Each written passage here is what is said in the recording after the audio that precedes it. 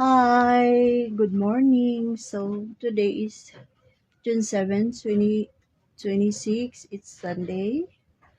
How are you po? So the passage that we're gonna read today is John chapter 2 verse 22. It says, "When therefore he was risen from the dead, his disciples remembered that he had said this unto them, and they believed the scripture and the word which Jesus had said." Father in heaven, thank you for this beautiful day and thank you for our lives. Thank you for the beautiful rest in the night. Thank you for this beautiful passage, O Lord. Thank you for the life of Jesus. We bless you, we glorify you. Thank you for the resurrection of Jesus. In Jesus' name, ask you, Father, to bless your words and anoint, O Lord, as I speak to you this and put words into my mouth, O Lord. I'm just an instrument. In Jesus' name, amen.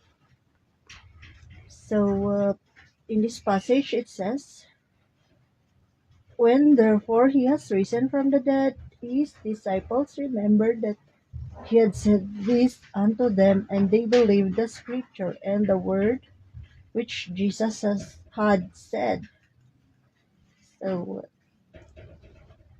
Jesus Christ is our Lord. Jesus is the Son of God. So, God loved us. God loved the world, as it says in John 3:16.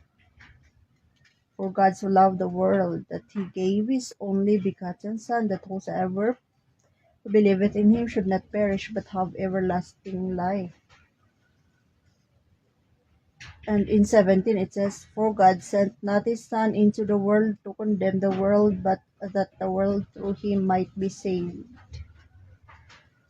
So, God loved the world, kaya binigay niya po ang kanyang only Son na si Jesus Christ. At kung sino man po yung maniniwala sa kanya at tatanggapin siya na Lord and Savior, hindi magpe-perish, pero magkakaroon ng everlasting life. So let us believe and accept the Lord Jesus Christ, our personal Lord, our Lord God, and our Savior. At nang dahil po kay Jesus, nagkaroon tayo ng hope na Jesus was crucified on the cross for the remission of our sins, para po mapatawad yung mga kasalanan natin. Jesus became the atonement of our sins. So, during the Old Testament, yung ino-offer po for sin offering is animal, yung dugo po ng animal. But, when Jesus came, siya na po. Siya yung naging atonement.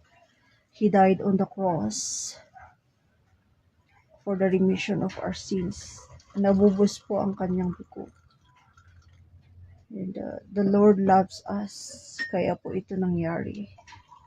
Para po ang ating kasalanan ay mapatawad. So, Jesus resurrected. Jesus was risen from the dead. At yun po, nung nag-resurrect po, nung Jesus was risen from the dead, natandaan nung kanyang mga disciples, yung sinabi niya sa kanila. So, naniwala yung mga disciples sa scripture at saka sa word na sinabi ni Jesus sa kanila. So, let us continue loving the Lord. Let us love the Lord our God with all our heart, with all our soul, with all our mind, with all our might, with all our strength. So, ipagpatuloy po natin ang ating ministry, ang ating pag-serve kay God. And that's it for our exhortation today. To God be the glory. So let us always remember that the Lord loves us, that He gave His Son Jesus Christ for us, for the forgiveness of our sins. Jesus Christ is our Lord and Savior.